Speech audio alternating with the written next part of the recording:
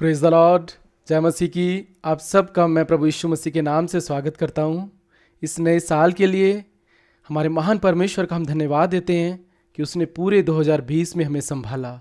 हमारी हर मुश्किलों में वो हमारे साथ रहा और हमेशा हमारे अकेलेपन में उसने हमें ये एहसास दिलाया कि वो हमारे साथ है, वो हमारी चिंता करता है। हमारी हर घटी को उसने पूरा किया, वो हमेशा हमारे साथ रहा। आज के वचन में एक गंभीर मुद्दे पर मैं आपसे बात करना चाहता हूँ कि समय बहुत ही बहुमूल्य है और आपको इस पर काम करना है। हम सब ने 2020 में बहुत कुछ सोचा था पर वो हमारे हिसाब से नहीं हुआ। पर 2021 जो हमारे सामने है, इस समय को आप बहुमूल्य समझें। क्या 2020 में जो ये महामारी आई, कोई जानता था? कोई नहीं जानता था कि इतनी बड़ी महामारी आएगी, इतने लोग मर जाएंगे, कितने लोगों को ये इतना नुकसान पहुंचा के जाएगी। मत्ती 24 में यीशु अपने चेलों से बात करते हैं संकट और क्लेश के बारे में। तो चेले कहते हैं ये बातें कब होंगी, अंत के दिनों में क्या चिन्ह होगा? जानते हैं यीशु उनसे क्या कहते हैं?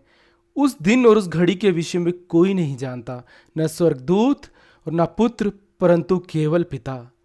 पर वो मत्ती 24:44 में कहते हैं इसलिए तुम तैयार रहो, क्योंकि जिस घड़ी के विषय में तुम सोचते भी नहीं, उसी घड़ी मनुष्य का पुत्र आ जाएगा। वो कहते हैं मेरा आना अचानक होगा, इसलिए वो कहते हैं कि तुम तैयार रहो।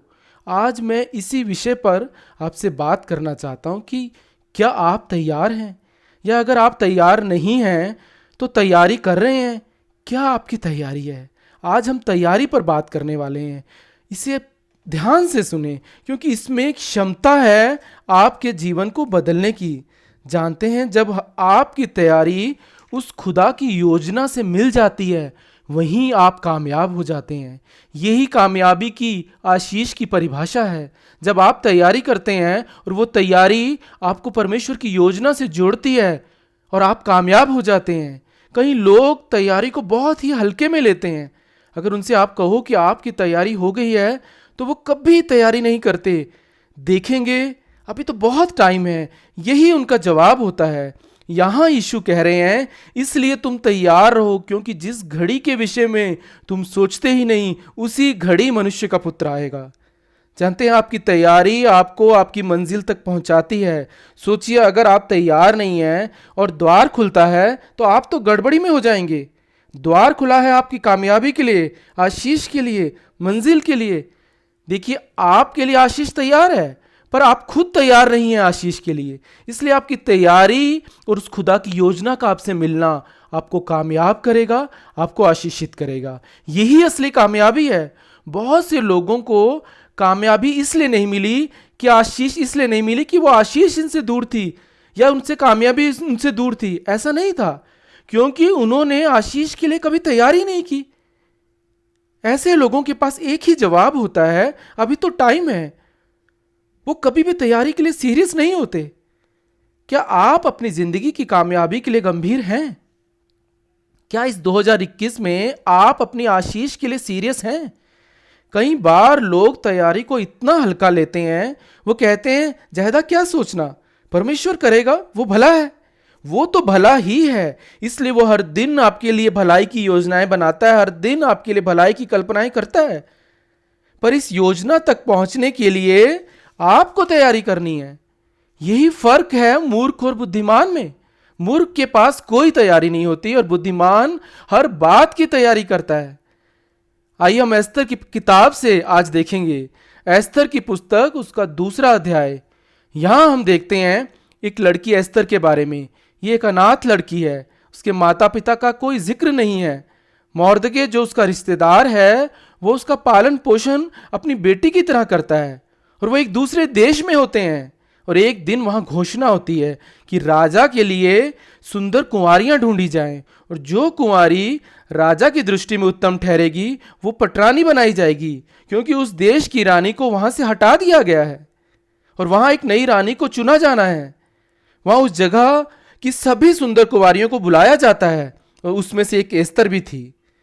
जानते हैं, बुलाहट बहुत ही महत्वपूर्ण है। हम सबकी एक बुलाहट है, हम सब की एक अलग अलग बुलाहट है। हो सकता है आपकी बुलाहट एक अच्छे सलाहकार की हो सकती है, आपकी बुलाहट एक प्रार्थना योद्धा की हो सकती है, एक प्रचारक की हो सकती है, हो सकता है आपकी बुलाहट एक गाने की हो सकता है आपकी बुलाहट अच्छा प्रबंधन करने वाले की हो सकता है आपकी बुलाहट किसी छोटे से झुंड के साथ परमेश्वर के राज्य को फैलाने की हो सकता है आपकी बुलाहट पर्दे के पीछे हो सकती है, हो सकता है आपकी बुलाहट अकेले ही हो कि आप अपने पूरे परिवार को बचा सके।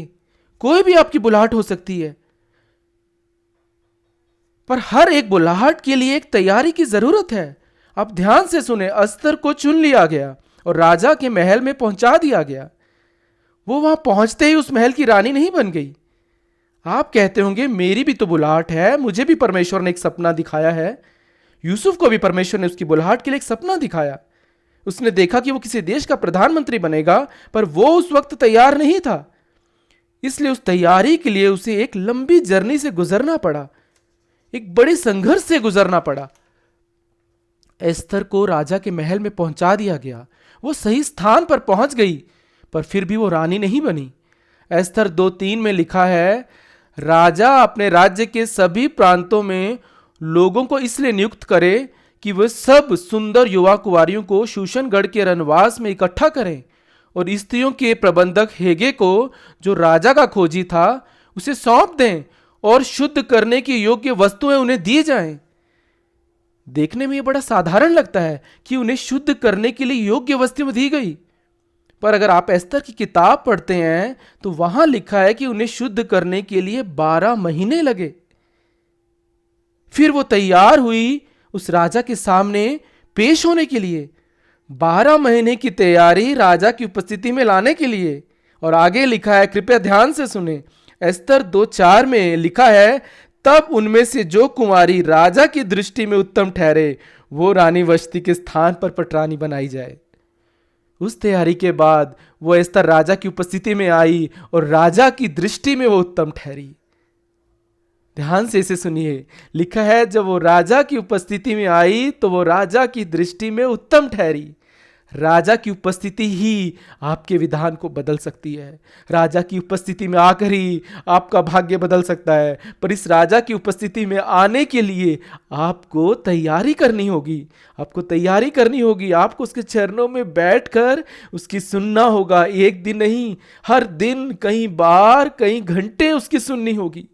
जैसा वो कहे वो करना होगा। एक दिन नहीं, 2 दिन नहीं, लगातार करना होगा। तब आप खुदा की हजूरी में बने रहेंगे तो आप पर वो अभिषेक का तेल उंडेला जाएगा। अभिषेक सिर्फ उसकी उपस्थिति में आपको मिलेगा और कहीं नहीं, सिर्फ उसकी हजूरी में मिलेगा, पर उसके लिए आपको अपने आप को तैयार करना होगा। जानते हैं, जब यीशु ने अपने चेलों से कहा मत्ती 24 में कि तुम तैयार रहो, और इसके बाद ही मत्ती 25 में ही यीशु उन्हें एक दृष्टांत बताते हैं 10 कुंवारियों के बारे में। यह दृष्टांत पूरी तरह से तैयारी के ऊपर है। हो सकता है अगर आज आप प्रकाशित वाक्य पूरी तरह से नहीं समझ पाते कि खुदा जब आएगा तो उससे पहले क्या क्या होगा, पर यहां यीशु ने उन 10 कुंवारियों के बारे में बहुत ही गहराई से हमें सिखाया कि मेरे आने से पहले कैसे तुम्हें तैयारी करनी है। इस नए साल में मैंने और आपने कैसे तैयारी करनी है। अभी किन बातों में आपने आज भी विजय नहीं पाई है? क्या आप जो अपनी आंखों से आज भी देखते हैं दूसरों के लिए, उसमें पूरी सफाई है? क्या आपने अपने गुस्से पर अभी तक विजय पाई है? यदि हम अपने वचनों, यीशु अपने वचनों की सिर्फ हमें जानकारी नहीं दे रहे हैं, वो कहते हैं तैयारी करो। यीशु कहते हैं 10 कुंवारियों के बारे में, उनमें 5 मूर्ख और 5 बुद्धिमान थी। ध्यान से सुने, जो ज्यादा समय से प्रभु में है उन्हें और ध्यान से सुनना है। जानते हैं इन 10 को पता था कि दूल्हा कभी भी आ सकता है।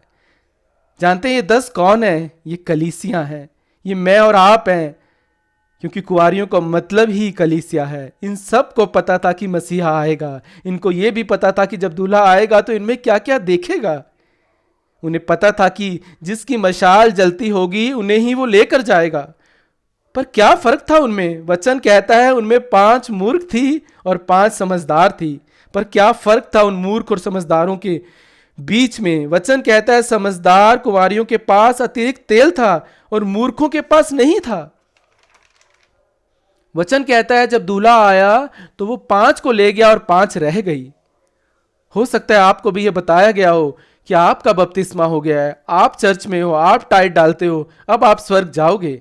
जानते प्रकाशित वाक्य 3:11 में लिखा है, मैं शीघ्र आने वाला हूं, जो कुछ तेरे पास है उसे थामे रहे कि कोई तेरा मुकुट छीन न ले। पौलुस कहता है अपने उद्धार पर तुम्हें मेहनत करनी है। जब दूल्हा आया और 5 को ले गया और 5 रह गई, जो रह गई वो कहती है, हे स्वामी हमारे लिए द्वार खोल दे।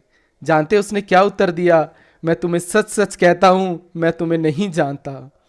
जानते हैं जब इन 5 मूर्खों ने अपनी मशालों में तेल कम होने लगा और उनकी मशालें बुझने लगी, तो उन्होंने उन समझदार कुंवारियों से क्या कहा, अपने तेल में से कुछ हमें दे दे।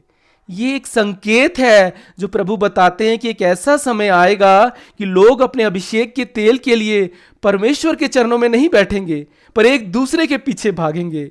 आज आप देखिए लोगों को, आज एक दूसरे से वो मांगते हैं कि मेरे ऊपर हाथ रख दीजिए ताकि मुझे अभिषेक का तेल मिल जाए। आप कुछ ऐसा करें, आप कुछ ऐसा कहें ताकि मुझे अभिषेक का तेल मिल जाए। पर वचन कहता है ये अभिषेक वो तेल है जो हारून के सिर पर उंडेला गया और उसकी दाढ़ी से बहता हुआ उसके वस्त्रों तक पहुंचा।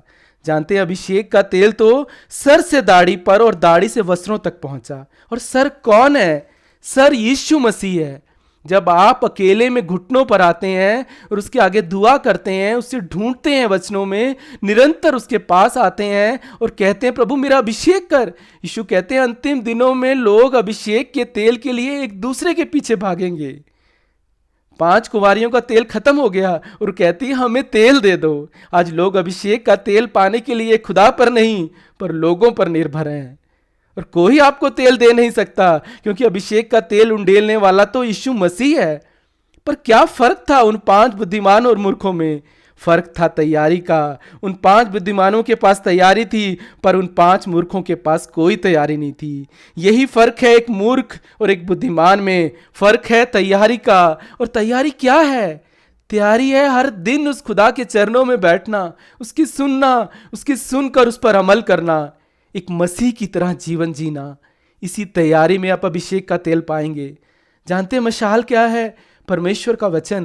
तेल पवित्र आत्मा से भरा होना, जो आग है वो खुदा की तरह जीवन जीना। अंतिम समय में वो नहीं जाएंगे जिनके पास वरदान होंगे, अंतिम समय में वो जाएंगे जो उसके स्वभाव में जिएंगे। जानते हैं वो कुंवारियाँ कौन है? ये कुंवारियाँ मैं और आप हैं। ये मशालें हमारे पास उसका वचन है। ये तेल पवित्र आत्मा है। जिसने वचन को नहीं पकड़ा तो उसे अभिषेक का तेल कहाँ से मिलेगा? जिन्होंने वचन को ही नहीं थामा, जिन्हें वचन का ही ज्ञान नहीं है, इसलिए प्रभु कहते हैं कि मेरी प्रजा मेरे वचन के ज्ञान की कमी के कारण नष्ट होती जाती है। आज कितनों को सुस्ती ने पकड़ रखा है। जानते हैं आज कितने उन कुंवारियों के समान सोए या ऊँग रहे हैं। अभी तो समय है। आज आप कलीसिया में देखो कितने आपको सोते और ऊँगते नजर आएंगे। हर दिन वचन को थाम कर दुआ करें, क्योंकि अगर आपने वचन को ही नहीं थामा तो आप उसे जानते ही नहीं। अगर आप वचन ही नहीं जानते तो उसके बिना आप कैसे दुआ करेंगे प्रतिज्ञा की? तो फिर तेल कहाँ से आएगा? क्योंकि आत्मा वहीं काम करता है जहां वचन है। क्योंकि कई सालों में प्रभु में होने के बाद भी कई लोग वैसे ही रहते हैं, वही स्वभाव वहीं के वहीं, क्योंकि कभी वचन को पकड़ा ही नहीं। इसलिए पवित्र आत्मा ने उनके जीवन में कभी काम नहीं किया। इसलिए आत्मा के फल कभी दिखाई नहीं दिए, सिर्फ शरीर के फल दिखाई देते हैं। शरीर के फल हैं क्रोध, घमंड और जलन। पर जब वचन को लेकर आप प्रभु को पुकारते हैं तो पवित्र आत्मा वहां कार्य करता है और आपके अंदर से उस फल को बाहर लाता है। जो वचन को थाम कर प्रार्थना करेगा तभी आत्मा उस पर कार्य करेगा, तभी आप अभिषेक का तेल पाएंगे और उसकी रोशनी आप पर आएगी और आप सिर्फ खुद के लिए नहीं पर कईयों के लिए आशीष बनेंगे। एस्तर जब उस तैयारी से होकर गुजरी और राजा की हजूरी में आई तो सिर्फ वो राजा की रानी नहीं बनी, वो कईयों के लिए आशीष बनी। उसने एक जाति को बचाया। पर इस राजा की उपस्थिति में आने के लिए, उसमें उस उपस्थिति से भरने के लिए आपको तैयारी करनी होगी। आपको उसके चरणों में बैठना होगा, आपको अपने आप को शुद्ध करना होगा, आपको उसको चरणों में बैठकर उसकी सुनना होगा और जैसा वो कहे वैसा करना होगा। ये एक दिन नहीं, ये 2 दिन नहीं, ये लगातार करना होगा।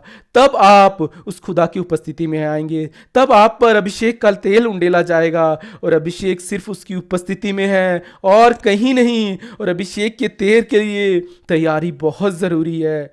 उन मूर्ख और समझदार कुमारियों में क्या फ़र्क था? सिर्फ तैयारी का। आपकी तैयारी और उस खुदा की योजना का आपसे मिलना आपको कामयाब करेगा, आपको आशीषित करेगा। होने दे प्रभु, आज इस कलाम के द्वारा तेरे बच्चे मजबूत होने पाएं। आज का वचन लोगों को तैयार करे। तेरा अनुग्रह और तेरी दया मांगते हैं, यीशु के नाम से इस दुआ को मांगते हैं, आमीन।